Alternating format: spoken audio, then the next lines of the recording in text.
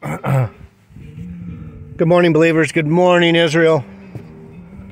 It's your brother, J.D. Nija, Word of Truth with J.D. Nija.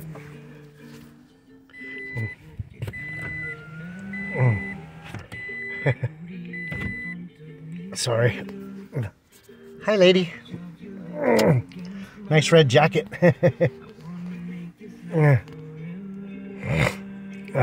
J.D. Nija, Huntington Beach. Sunset Beach. I'm down here at the water tower. The skies have finally cleared. The rain has gone away for now. Oh boy.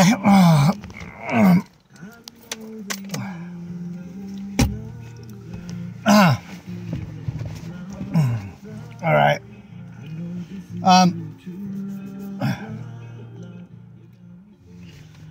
This is one of those times where, can you believe it? I'm still sick. I don't know if it's the mold in my little trailer or if I have some kind of infection that the world has given me. I think I might be sick because of the world. Fucking place is killing me. This place is killing me. But anyway, I have a message today. And it's basically the same message. Elaborated on. We're at the end of days. At least I'm at the end of my days, I hope. I mean, I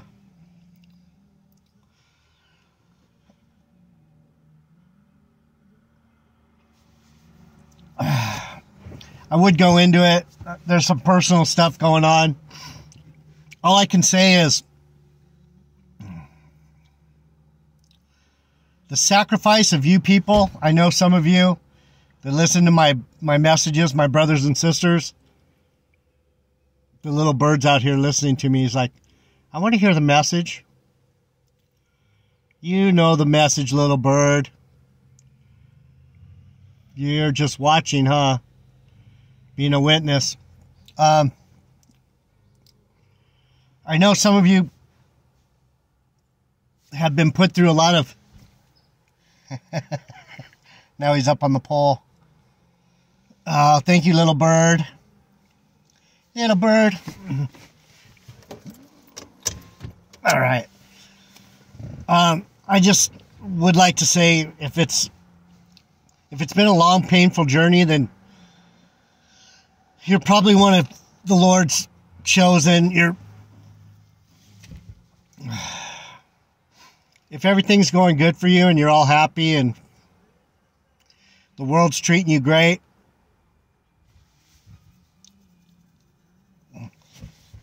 I have pity on you because he's really showing me the difference between what it means to be suffering in him. So I'm going to just go on. I know a lot of you understand what I'm saying. I don't have to elaborate. I can't find the words right now. I'm trying to think of a lot of things, but I'm trying to get my mindset for this message. And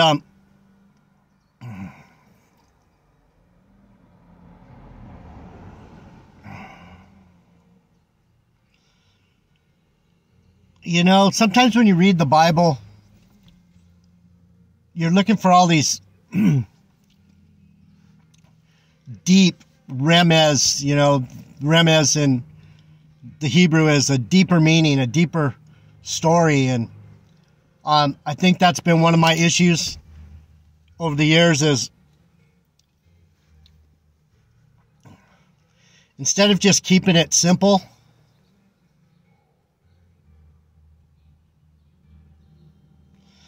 and believing how you feel, believing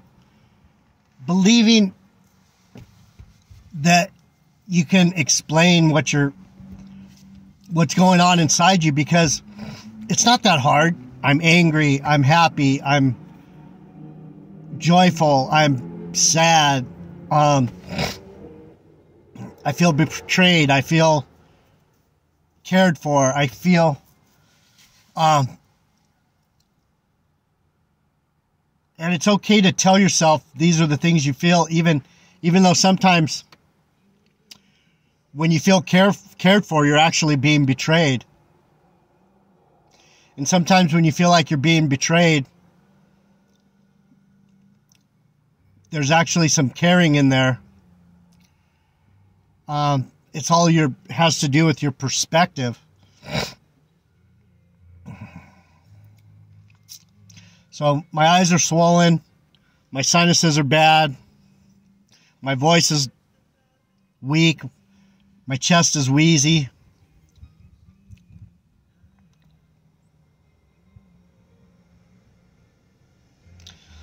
But I'm not going to give up on pushing through and doing these messages as best I can.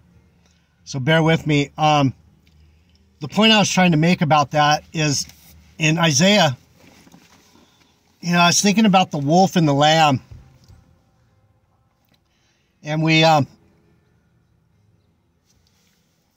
least on this channel, we understand that the wolf, the big bad wolf, is Benjamin. Benjamin's the prophet. Benjamin's the one that's going to tell you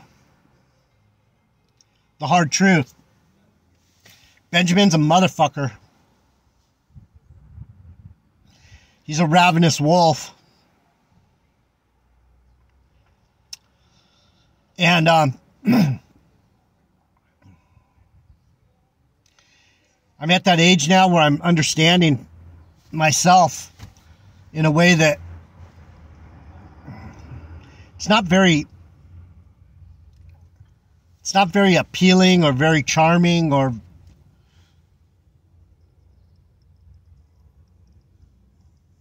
it's not something that you would seek out. Yeah, let me go hang out with Jeff DeLoach so I can get some truth, some hard truth, and have him cut me and show me all the ways that I'm wrong or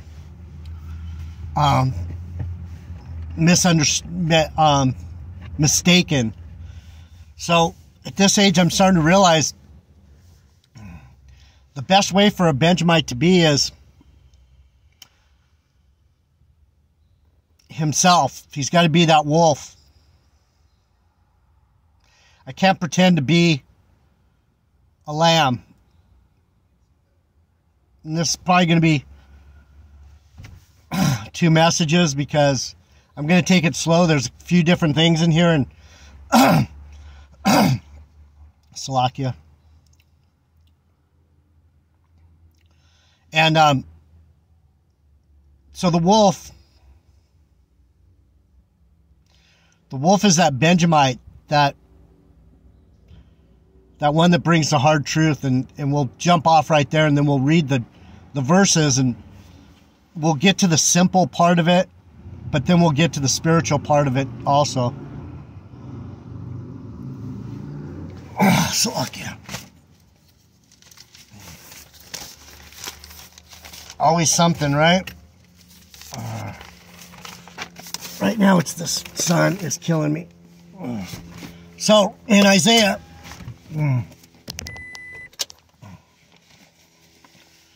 11, 6, the wolf and the lamb. And it reads, verse 6, the wolf also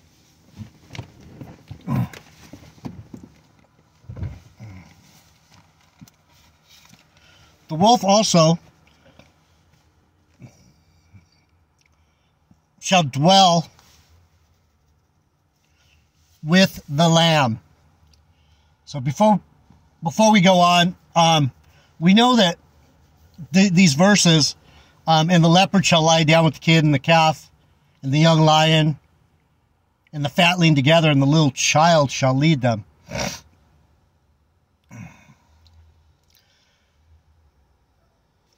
the simple understanding of these verses is that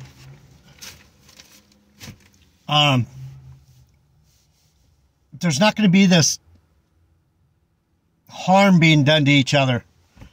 The wolf is going to lay down with the lamb. The wolf being vicious and always looking to eat the lamb. And, of course, the leopard is looking to eat something, and so on and so forth. And the lion and the fatling together, and the little child will lead them. The basic understanding is that this need for survival, this harsh law of the jungle,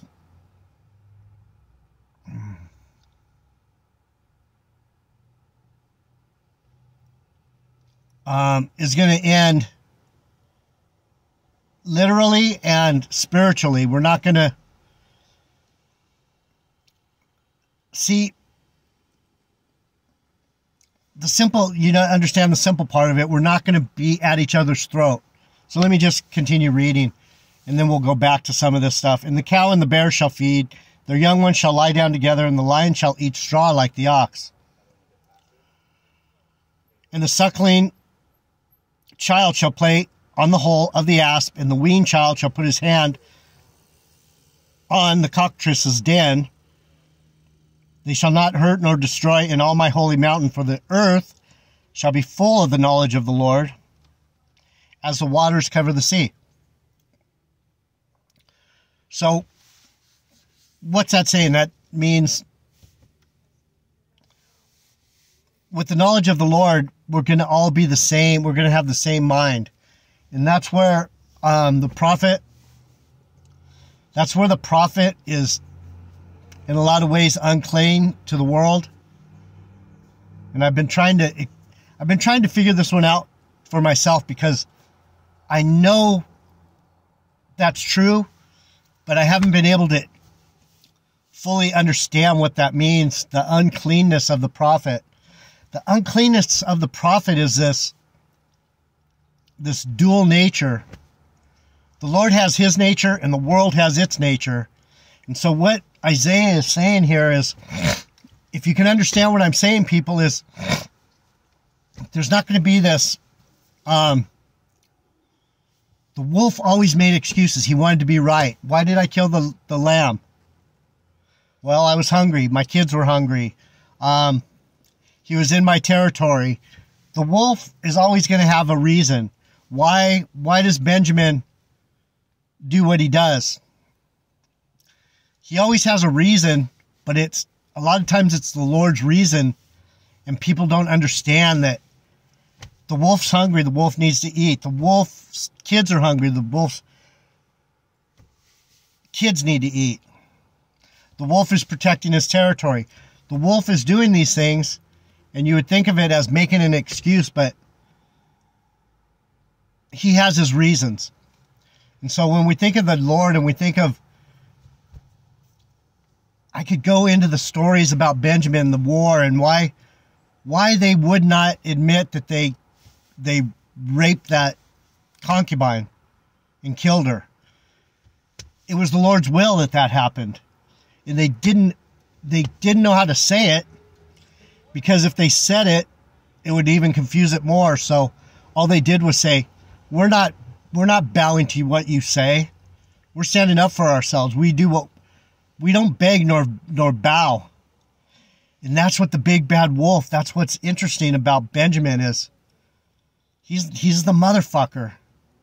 He's the one that's doing the Lord's left-hand work, but it's all for the Lord. And that's what's odd about,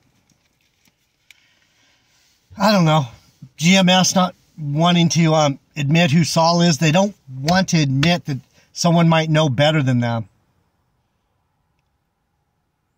And they're going to make their excuses why they can't. Oh, Saul did this, and the Benjamites were that, and the house of Saul had to go down, and it's a weak, it's what Isaiah is saying here. There's not going to be any more of that weak shit. That's weak shit.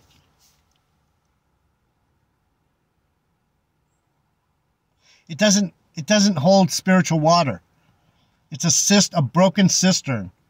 And that's what I'm trying to bring out in these lessons, is that the true Hebrew way, the true knowledge of, and that's what came forth through this guy that's teaching the Kabbalah and teaching the Jewish mysticism.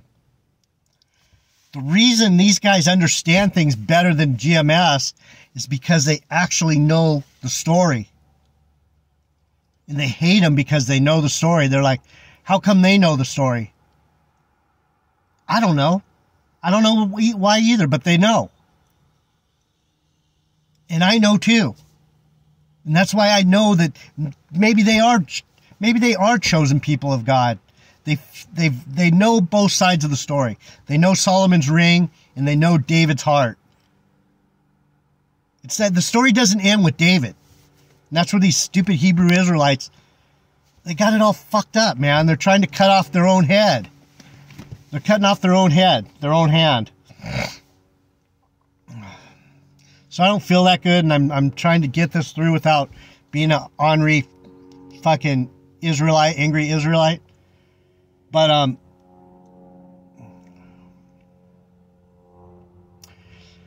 I have this mix of Christian theology, fucking dark reality, Hebrew Israelite, Jewish mysticism. It's all balled into one, and I'm trying, the Lord's saying, I gave you all those things so that you could have a deep understanding. And a lot of it has been confusing. It's like, how does this all fit together? But anyway, let me see how much time I got. All right, I'm going to keep going. I'm at 17. I'm doing pretty good.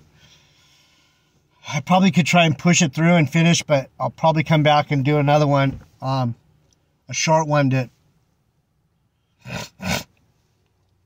complete the story, complete the message.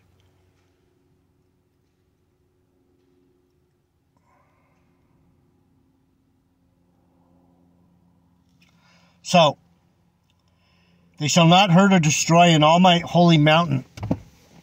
That's what I was talking about at the beginning. Why would I want to hang around with J.D. Nijah, that wolf, that Benjamite? All he's going to do is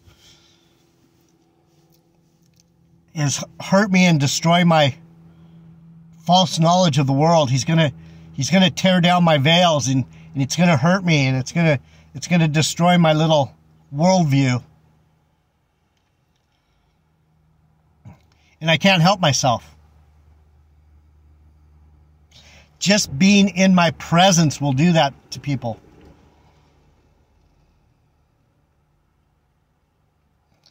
And if I don't get too close, a lot of people will put up with it. Because they'll feel a certain way for me, and they'll go, that poor bastard, he's always going to have to walk as that wolf. Everyone's going to always run from him. And they always have. And so this is comforting to me, because what it's telling me is that the wolf will dwell with the lamb. I'm going to be sweet. I'm going to be sweet like my Lord. I'm going to be sweet. I'm not going to have to be a curse. A truth that doesn't want to be heard. I'm not going to be that anymore. You get it? The wolf also shall dwell with the lamb.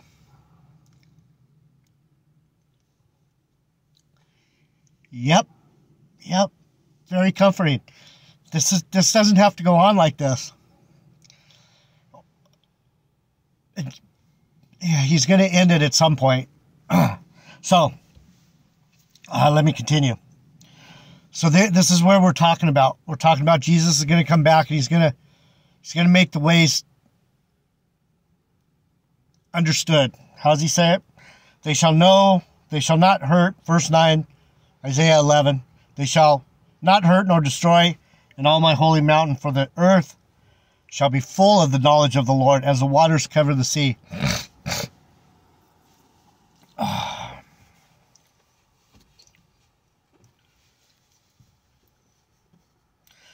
Do I know things?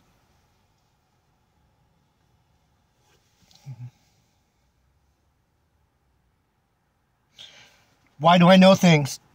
Because I was here at the beginning. And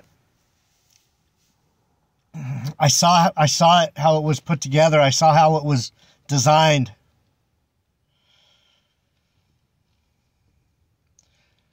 It was designed to be this way. It was designed to be a place of judgment.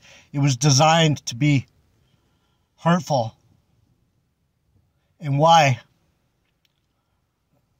Because of me and my kind rebelled. So basically we made our own prison and we were sent down here to dwell in it and to do this work for the Lord, this awful knowledge that the world doesn't understand. That's really beautiful knowledge.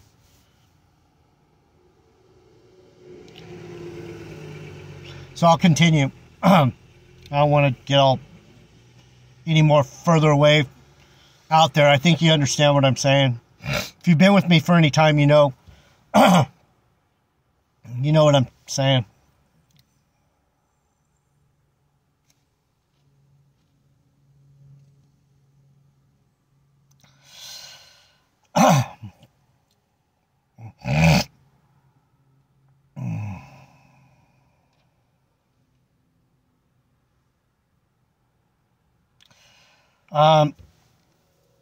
Even the asp and the cockatrice snakes will be harmless to a small child.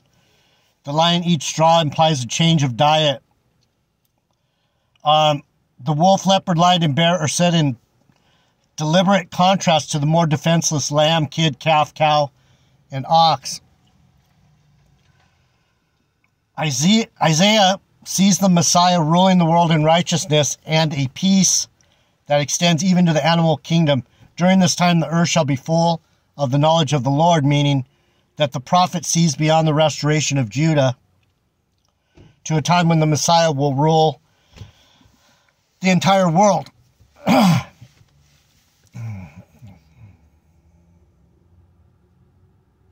So this Judite nonsense that we see going on out here, Benjamin, the Gentiles, Black Hebrew Israelism is showing you the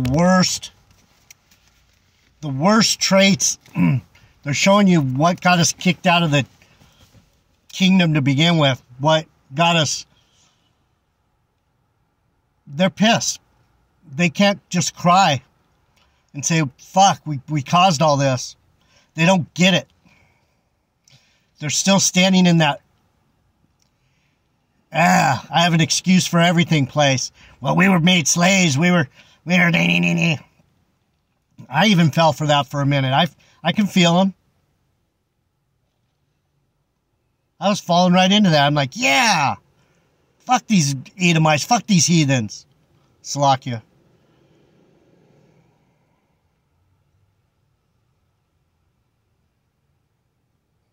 It's wickedness, that shit.